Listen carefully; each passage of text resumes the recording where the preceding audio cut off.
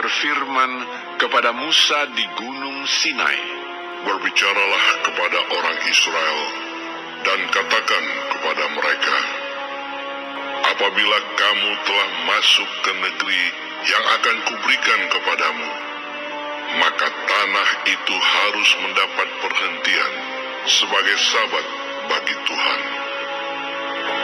6 tahun lamanya engkau harus menaburi ladangmu, dan 6 tahun lamanya engkau harus merantingi kebun anggurmu dan mengumpulkan hasil tanah itu. Tetapi pada tahun yang ke-7 haruslah ada bagi tanah itu suatu sabat, masa perhentian penuh, suatu sabat bagi Tuhan. Ladangmu janganlah kau taburi, dan kebun anggurmu janganlah kau rantingi. Dan apa yang tumbuh sendiri dari penuaianmu itu janganlah kau tuai, dan buah anggur dari pokok anggurmu yang tidak dirantingi janganlah kau petik. Tahun itu harus menjadi tahun perhentian penuh bagi tanah itu. Hasil tanah selama sabat itu haruslah menjadi makanan bagimu, yakni bagimu sendiri, bagi budakmu laki-laki, bagi budakmu perempuan, bagi orang upahan, dan bagi orang asing di antaramu yang semuanya tinggal padamu. Juga bagi ternakmu dan bagi binatang liar yang ada di tanahmu. Segala hasil tanah itu menjadi makanannya.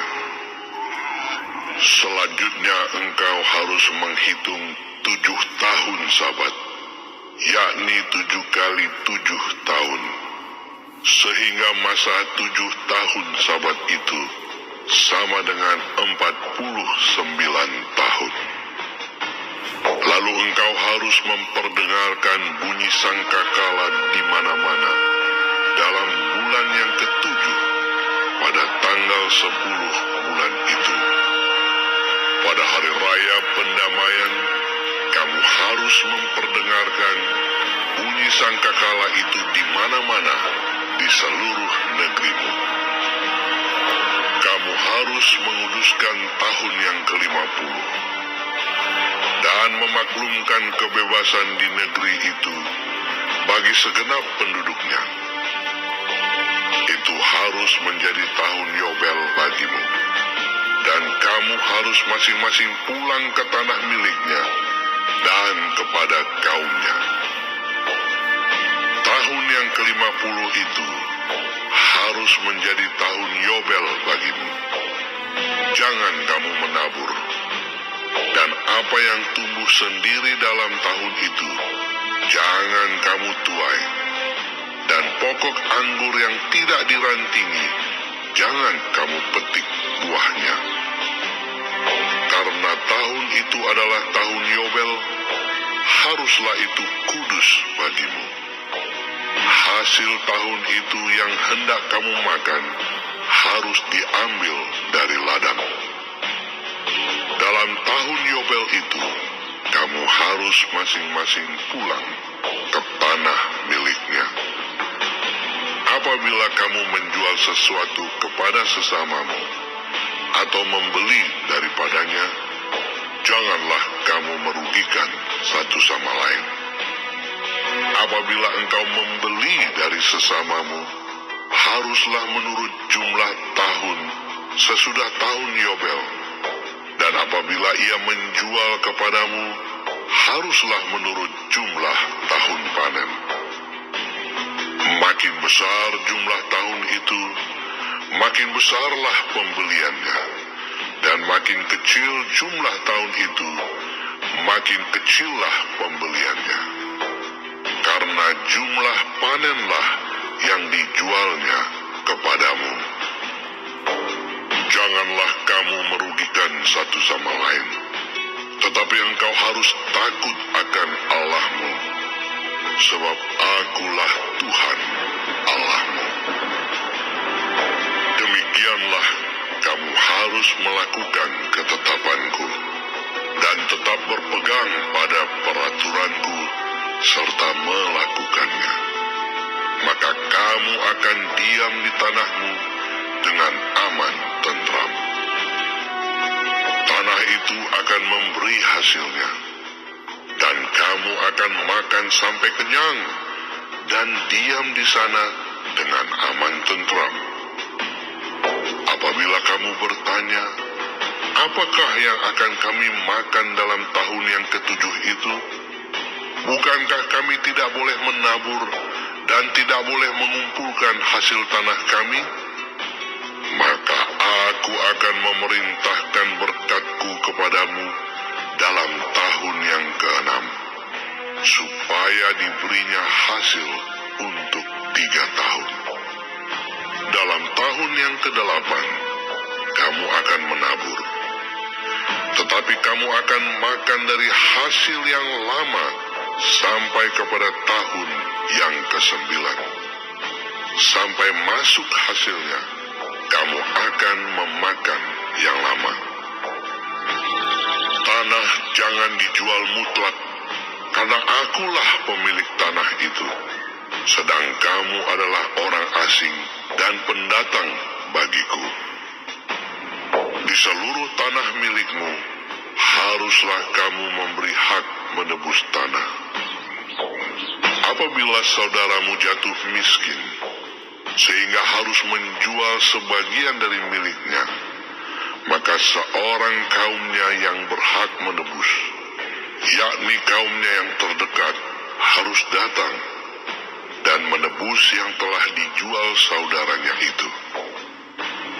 Apabila seseorang tidak mempunyai penebus, tetapi kemudian ia mampu, sehingga didapatnya yang perlu untuk menebus miliknya itu, maka ia harus memasukkan tahun-tahun sesudah penjualannya itu dalam perhitungan, dan kelebihannya haruslah dikembalikannya kepada orang yang membeli daripadanya, supaya ia boleh pulang ke tanah miliknya.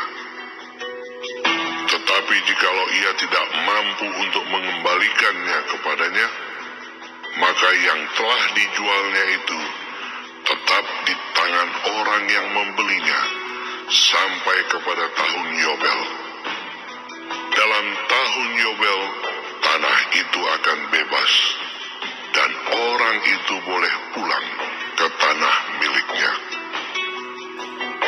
Apabila seseorang menjual rumah tempat tinggal di suatu kota yang berpagar tembok, maka hak menebus hanya berlaku selama setahun, mulai dari hari penjualannya.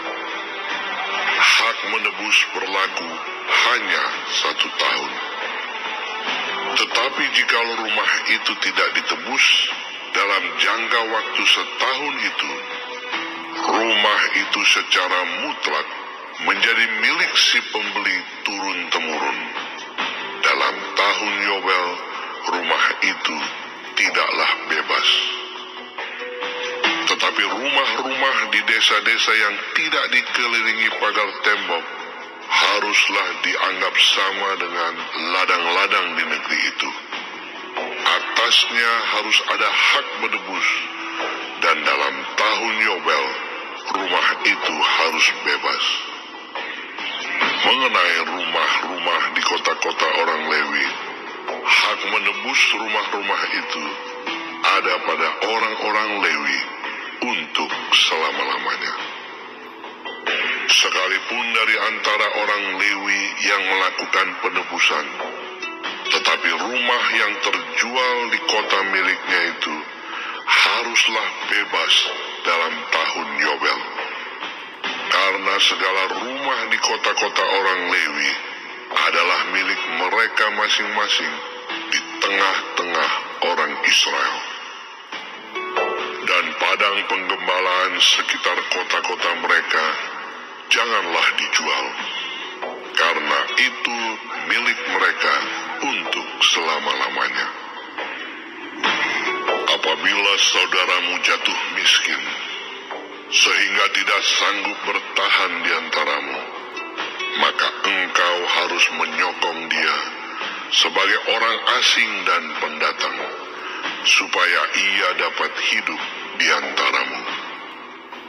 Janganlah engkau mengambil bunga uang atau riba daripadanya, melainkan engkau harus takut akan Allahmu, supaya saudaramu dapat hidup di antaramu.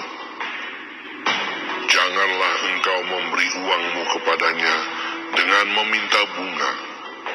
Juga makananmu janganlah kau berikan dengan meminta riba.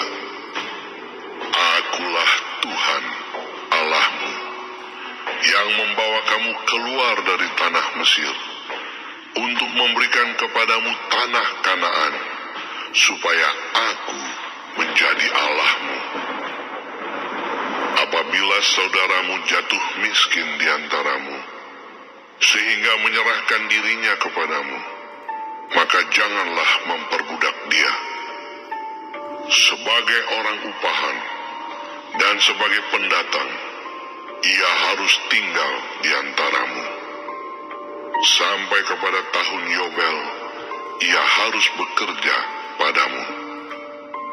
Kemudian ia harus diizinkan keluar daripadamu, ia bersama-sama anak-anaknya, lalu pulang kembali kepada kaumnya, dan ia boleh pulang ke tanah milik nenek moyangnya.